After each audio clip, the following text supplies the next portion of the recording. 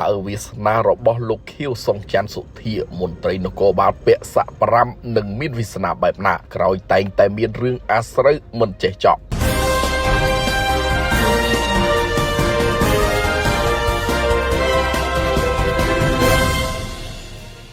មន្ត្រីនគរបាលស័ក្តិ5ដែលតែងតែមានរឿងអាស្រូវមិនចេះចប់មិនចេះហើយពីមួយឆ្នាំទៅមួយឆ្នាំដែលធ្វើឲ្យមហាជនផ្ទុះការប្រតិកម្មនិងលើកជាមតិផ្សេងគ្នាពីការខ្វះសិលធម៌របស់លោកខៀវសុងច័ន្ទសុធារូបនេះជាក់ស្ដែង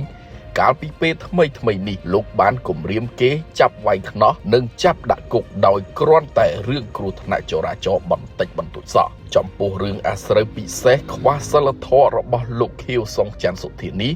សូម្បីតែលោកជំទាវចិត្តធរហ៊ុនស៊ីណាតក៏បានបញ្ចេញមតិថាធ្វើដល់ប៉ូលីសពាក់ស័ក្តិ5ជក់សុទ្ធតែវេបរបស់គេហាមឃាត់បែបនេះយកទៅពិនិត្យទឹកនំមើលទៅស្រដៀងនឹងមតិរបស់លោកជំទាវចិត្តធរស្រាប់តែលោកនុតសាវណ្ណាប្រធានពន្ធនាគារព្រៃសរបានលើកឡើងថាបើជាមន្ត្រីក្រមអាវ៉ាត់ខ្ញុំនឹងចាប់តេស្តសារធាតុញៀនជាមុនសិនប្រតិកម្មទាំងនេះមិនទាន់អស់នៅឡើយទេស្រាប់តែអ្នកកាសែតជើងចាស់ម្នាក់បានលើកឡើងយ៉ាងចាស់ដៃថារឿងយើងចប់ហើយតែនៅឡើយឆ្ងល់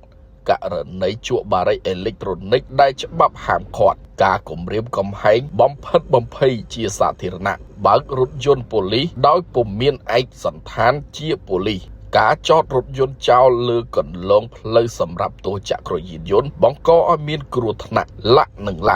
អានឹងយកទៅញាត់នៅណាឲ្យបន្តបង្កើតពូជកូនចៅមន្ត្រីពីលទៅទៀតឬយ៉ាងណាមន្ត្រីគួរតែមានសិលធម៌សុជីវធម៌ជាគំរូសម្រាប់ពលរដ្ឋពាក់ព័ន្ធនឹងរឿងអាស្រូវមិនចេះចប់មិនចេះហើយពីមួយឆ្នាំទៅមួយឆ្នាំលោកខៀវសុងច័ន្ទសុធាកាលពីឆ្នាំ2005កន្លងទៅក៏ធ្លាប់មានរឿងអាស្រូវជាមួយអ្នកដឹកជញ្ជូនផងដែរទាំងដែលខ្លួនជាសមត្ថកិច្ចដែលជាអ្នកអនុវត្តច្បាប់ផ្ទាល់តែហេតុអ្វីបានជាលោកខៀវសុងច័ន្ទសុធាមានកិរិយាមារយាទមិនសមរម្យបែបនេះយោងតាមការឲ្យដឹងពីលោកទូចសុខៈអ្នកនាំពាក្យរងក្រសួងមហាផ្ទៃបានប្រាប់បណ្ដាញសារព័ត៌មាននៅរុស្ស៊ីថ្ងៃទី24ខែមេសាឆ្នាំ2026យ៉ាងដូចនេះថាយើងបានតាមដានយ៉ាងយកចិត្តទុកដាក់និងកំពុងពិនិត្យករណីឲ្យបានសពគ្រប់ជ្រុងជ្រោយចំពោះសម័យខ្លួនគឺអាចសរសេររបាយការណ៍បំភ្លឺមកអង្គភាពឬអង្គភាពខ្លួនមានសមត្ថកិច្ចឲ្យសម័យខ្លួនបំភ្លឺរឿងហេតុនេះដើម្បីមានមូលដ្ឋានធ្វើមុខវិជ្ជាទន្ទឹមនឹងនេះអគារអធិការដ្ឋានក្រសួងមហាផ្ទៃនឹងមានសមត្ថកិច្ចដូចគ្នាពាក់ព័ន្ធនឹងរឿងរបស់លោកខៀវសុងច័ន្ទសុធាមហាជនជាពិសេសអ្នកសារព័ត៌មានរងចាំមើលថាតើវាសនារបស់លោកនឹងទៅជាយ៉ាងណាខណៈបុគ្គលមន្ត្រីរូបនេះតែងតែមានរឿងអាស្រូវមិនចេះចប់មិនចេះហើយបែបនេះអង្គភាពសារព័ត៌មាន 9 TV នឹងបន្តតាមដានរឿងនេះយ៉ាងយកចិត្តទុកដាក់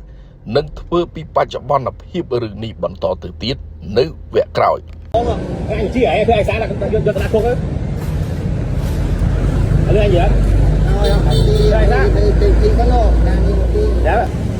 vậy con giống này dùng cho đường phơi giống này ai cứ qua là qua mà tiếp phơi lá tiếp sau ngon ra nên bài xong em lấy còn mà toán hả cho cái tê